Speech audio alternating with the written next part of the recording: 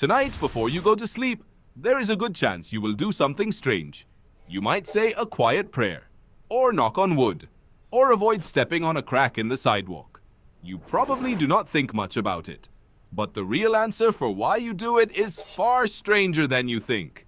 Because the urge to believe in something bigger than yourself did not begin in a church. It did not begin with a book, a prophet, or a civilization. It began in the dark.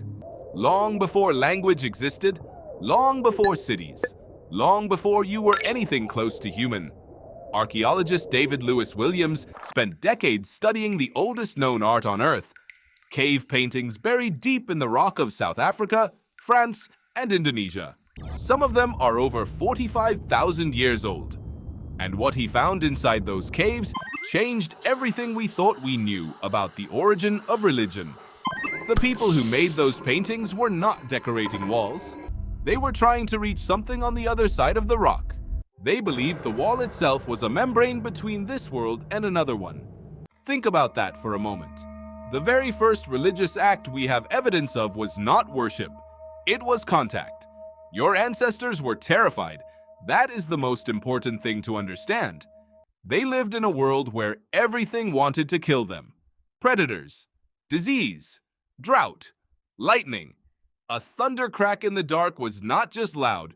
It was a message from something enormous, something alive, something that had power over whether you lived or died. Cognitive scientist Pascal Boyer spent years studying why religious belief appears in every single human culture ever recorded. Not most cultures, every single one. His conclusion was not that humans discovered God. His conclusion was that the human brain was built in a way that makes belief almost inevitable. Your brain is a pattern detector. It evolved to find hidden causes behind visible events. A rustling in the grass means something is there. A shadow at the edge of your vision means something is watching. The brain that assumed an agent was behind every mystery survived longer than the brain that shrugged and moved on. So your ancestors did not choose to believe in spirits. Their brains were wired to generate them automatically. But here is where it gets stranger. Belief alone was not enough, because belief is private, and surviving required other people. Your ancestors needed to cooperate. They needed to hunt together, defend together, mourn together. And nothing bonds a group faster than a shared invisible force that everyone agrees is watching. Anthropologist Harvey Whitehouse has studied ritual behavior across hundreds of cultures. He identified a pattern that cuts across every religion, every continent, every era. Painful or intense shared rituals create something he calls identity fusion. The group stops feeling like a collection of individuals and starts feeling like a single organism. A tribe that dances together around a fire all night does not just feel closer, they become willing to die for each other. They become willing to sacrifice.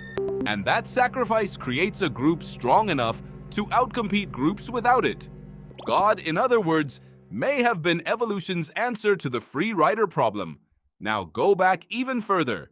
Before rituals, before paintings, before your ancestors were fully human, there is evidence that even Neanderthals buried their dead with flowers and tools, deliberately, carefully, which means that the question of what happens after death was being asked long before modern humans existed.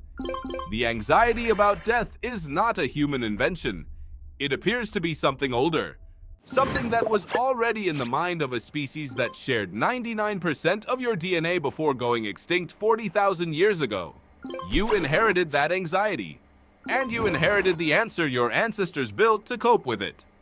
The brain scientist Andrew Newberg has scanned the brains of people during deep prayer and meditation.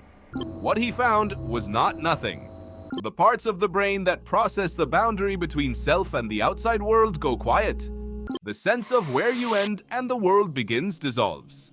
People describe this as unity, as presence, as something that feels more real than ordinary reality.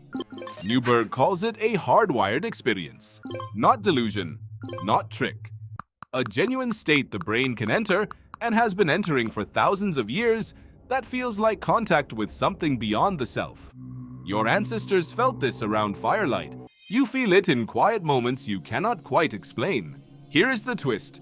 The thing that makes this so strange is not that ancient humans invented God to explain the thunder. That story is too simple. The deeper truth is that the experience of the sacred, the sense that something vast and intelligent is present, is something your brain generates under the right conditions. Whether that experience points to something real is a question science cannot answer. But the experience itself is as biological as hunger, as old as fear, as human as the need to belong to something larger than yourself. Ancient humans did not start believing in God because they were naive. They started believing because the universe is genuinely mysterious, the brain is built to find meaning in that mystery, and a group united by shared belief is almost impossible to destroy. You were shaped by the survivors of that process. Every person alive today is a descendant of someone who believed in something. Someone who felt something vast and invisible and called it sacred.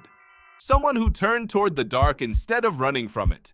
Tonight, before you go to sleep, when you do that quiet thing you do without thinking, you are not being irrational.